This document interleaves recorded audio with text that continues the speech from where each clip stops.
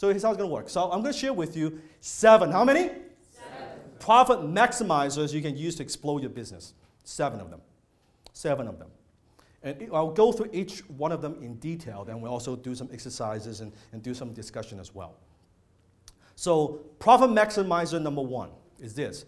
And that is strategic thinking versus tactical thinking. Strategic thinking versus tactical thinking. Most entrepreneurs, they are very, very tactical.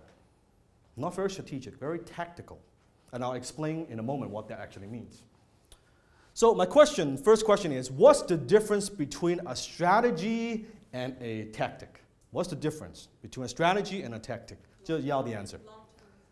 Long-term versus short-term, very good. Proactive versus proactively thought. Okay, proactive versus reactive, good, yes, yes. A leader versus a machine.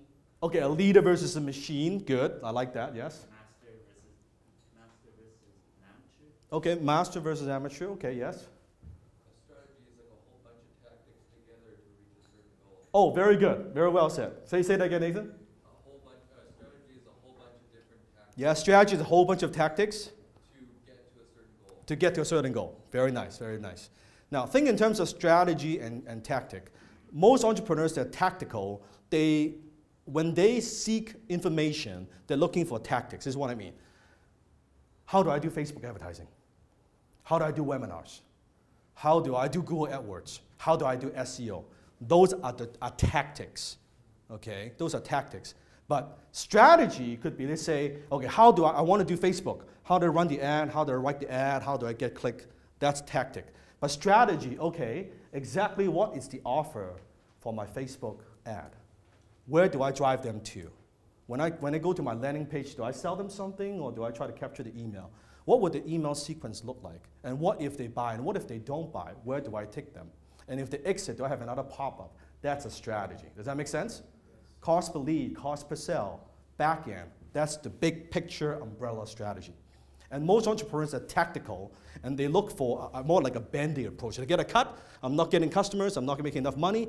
Okay, give me a quick fix. And usually that does not work because they are not strategic. They don't think in terms of, okay, but why didn't it work? Why didn't it produce the results I was looking for? I wasn't sure, but so they don't take enough time to think. I am a strategist. I get paid the big bucks by being strategic. Looking at the big picture, looking at business from 30,000 square feet above. What do we need?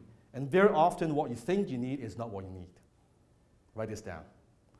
Very often what you think you need to take your business to the next level is not actually what you need. Because most entrepreneurs, they have what I call a tunnel vision. In fact, do this with me. Do this with me. Go ahead, everybody. Do this with me. Go ahead. Most entrepreneurs look at the business this way. Look at it, it's the tunnel vision. Versus take it down. It's like, wow, okay, you could actually think outside the box and look at all this stuff. Look at the decoration, look at the lights. Versus looking at it through this way. And they try to solve the problem with this understanding, with what they know, with the existing understanding of whatever the competitors are doing versus, hey, you know what? There's so much more we could do. Does that make sense? Yes. Yeah, so tactical versus strategic. So strategy versus tactics. Strategy is done above the shoulders. It's done what shoulders? Above the shoulders. And tactics are done below the shoulders. Tactics are done what? Below the shoulders. Below the shoulders. Strategy. Now, Dan, are you saying that I just need strategies and I don't need tactics? Is that what I'm saying? No. You need both. You need both. So a strategy is nothing more than a plan that overcomes an obstacle. A what? Obstacle. A plan that overcomes an obstacle. So our job as an entrepreneur, first is to understand what the hell are the obstacles. What are the problems we are trying to solve? And sometimes it may not be so obvious. It may not be so obvious. What are the obstacles? What exactly is holding me back from going to the next level? So you might think, well, you know, I'm talking to a lot of people. I'm prospecting all the time, but I'm not closing enough sales. You might think it's a sales problem, but if you look closely, it may not be a sales problem. It may be a marketing problem.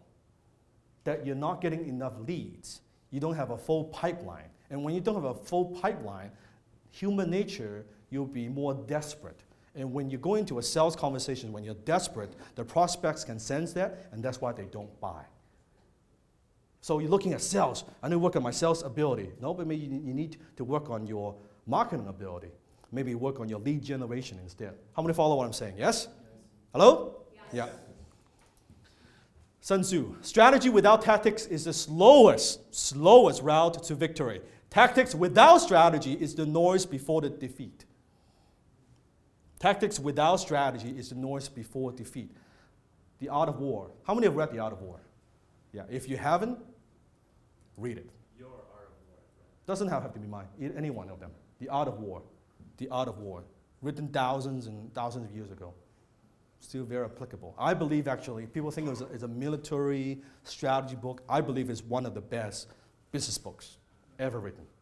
If you actually understand what Sun Tzu is talking about, which is very deep because it's quite, even as a Chinese, it's difficult to understand.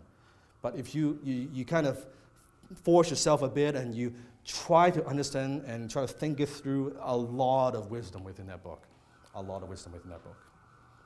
So the difference between strategic and tactical, and that's, I think, a good comparison chart. So read it out loud with me, okay? So strategic is direction is what? Direction. Tactical is implementation is what? Strategic is strategy statement is what? Tactical is what? Annual plans. Strategic is a broad vision is what? Tactical is specific detail is what? Strategic is unstructured is what? Tactical is structure. Is what? Structure. Now both strategic and tactical, they are problem solving. They're what? But different types of problems. Okay? Different types of problems. Strategic is creativity. Strategic is what? Creativity. Tactical is analytical. Analytical. Okay? Strategic is external focus. Is what? External. Tactical, internal focus. Internal focus. Strategic, irregular. What is it? Irregular. Tactical is regular. Strategic is long-term, and tactical is short-term. Very good. And strategic is difficult to evaluate. Tactical is easy to evaluate. You can see Facebook, I do Facebook ad, bam. I can see how many clicks do I get, how much traffic I'm getting, you know instantly. But strategy takes a little bit more time, and sometimes you can't pinpoint what it is. Is it exactly working? So, strategic, who focus on it? Senior management. Who focus on it? Tactical, middle-level management, the implementation aspect of it. Okay, so that's a pretty good chart, the difference, strategic and tactical. The question I have for you is, within your business, how much time you spend, you invest in your day-to-day being a strategic entrepreneur, thinker, versus a tactical entrepreneur. Strategic versus tactical. You don't have to answer that question, but think for yourself. Well, how much time I spend every day or every week being strategic? For most entrepreneurs is what? Very, very little. Very little.